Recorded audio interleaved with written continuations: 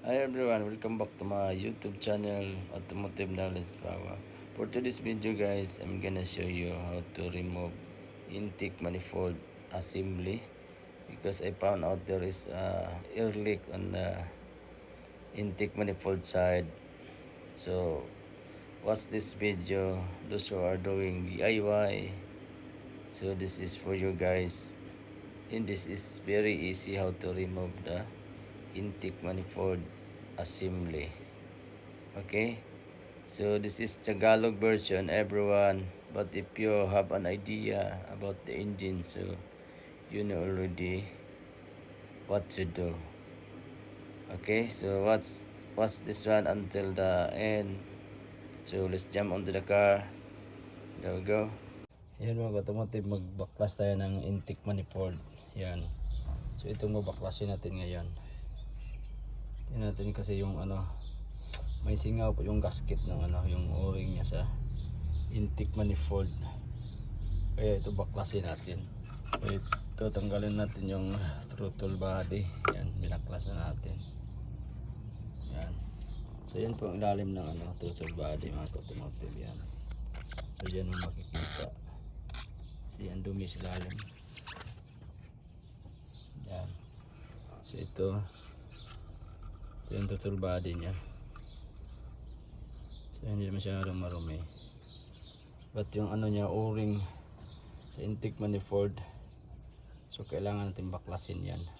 So ito mga automotive, yung dalawang bolt dito sa intake manifold. So dito siya yan. So diyan dalawa na baklas natin.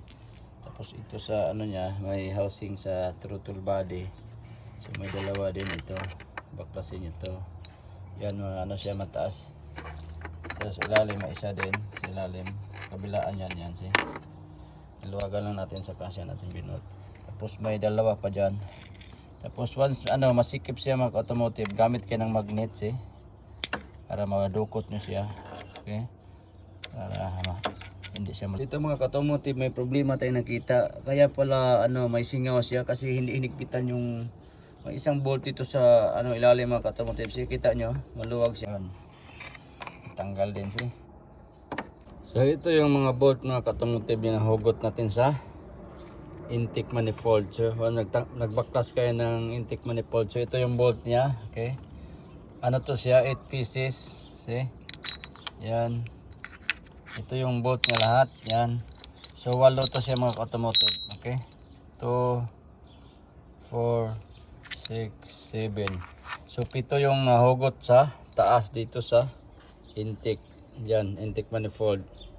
Itong mahahaba dito to nakakonect dito sa housing ng throttle body. Okay, so once ginaganon mo siya, hindi niyo pa magalaw, so may isa pa yan sa ilalim mga automotive. Okay, so may isa pa sa ilalim na naka doon, naka connect.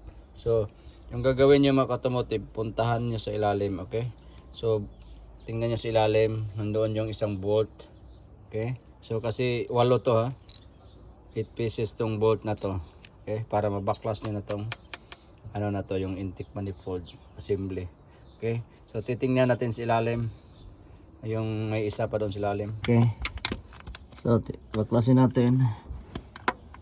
Yan, kita na to. So gamitin natin siya ng battery na range para mabilis.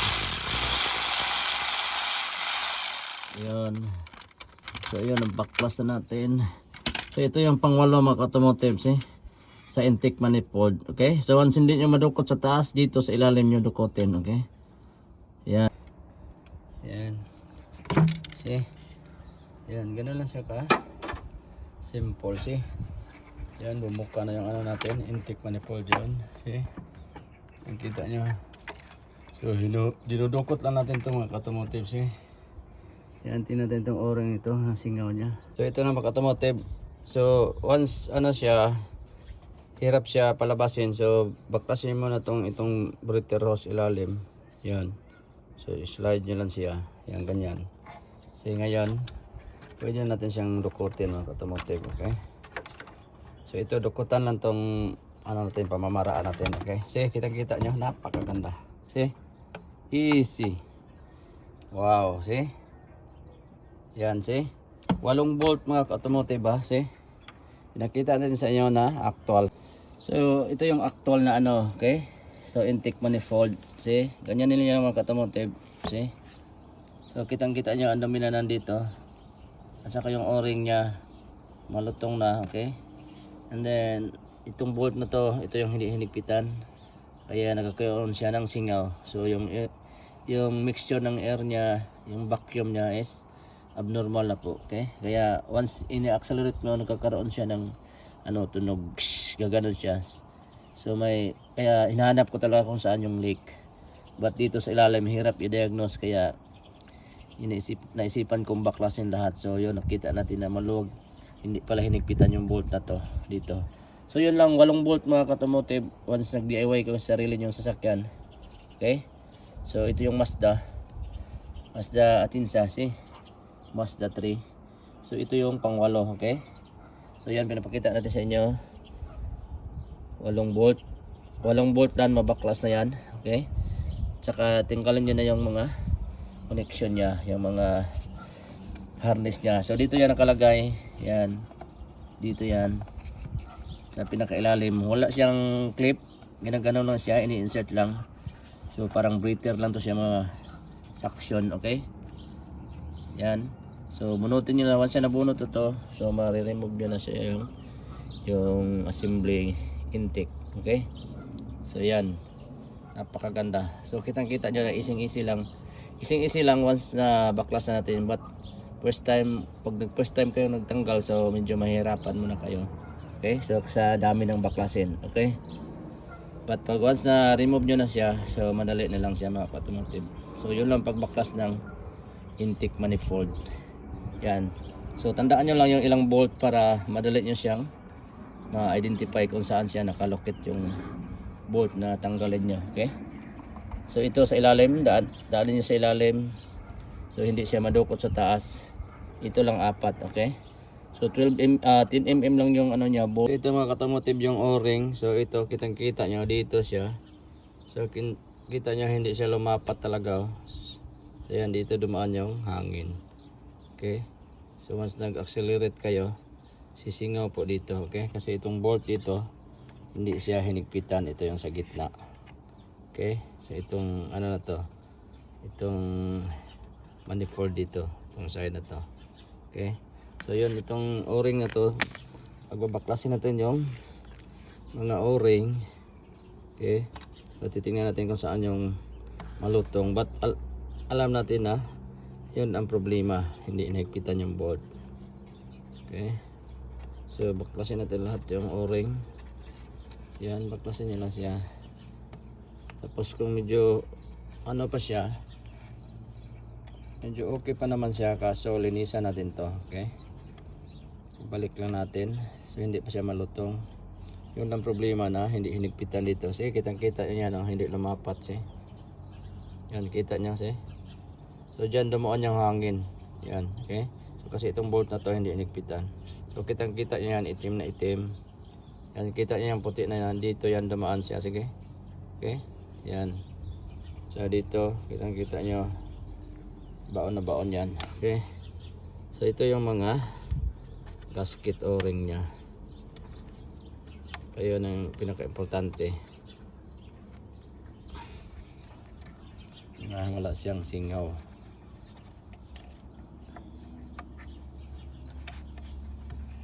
Yan. At saka ito naman, kita nyo sobrang dumi. So ito yung open and close dito, yung ano na to, yung vacuum na to, okay? So once ito yung hangin na to, see? Once hinihigop nyo to, so mag-close yan siya. Kailangan nag-function tong ano na to, yung advancer na to, okay? Kasi ito yung gaganon, parang ano siya, parang butterfly, okay? So gaganon siya, higopin natin. Kasi ito yung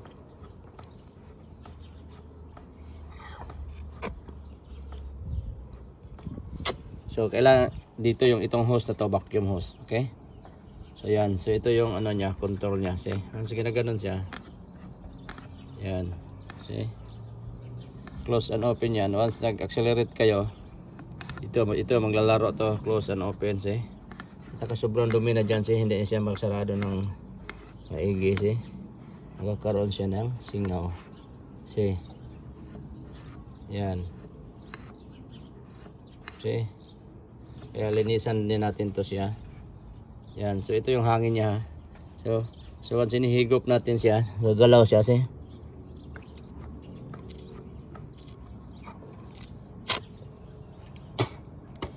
Yan. So ito yung vacuum niya. So dito yung intake runner valve, dito nakakonect yung isa. So ito yung pinapalitan natin intake runner valve dati nakaraan kasi hindi siya gumagana. So ito yung ano niya, trabaho niya, okay? Hindi ganun siya. Close, open, close. Okay, so kailangan anuhin natin, linisan natin ito lahat. Pati yung o-ring.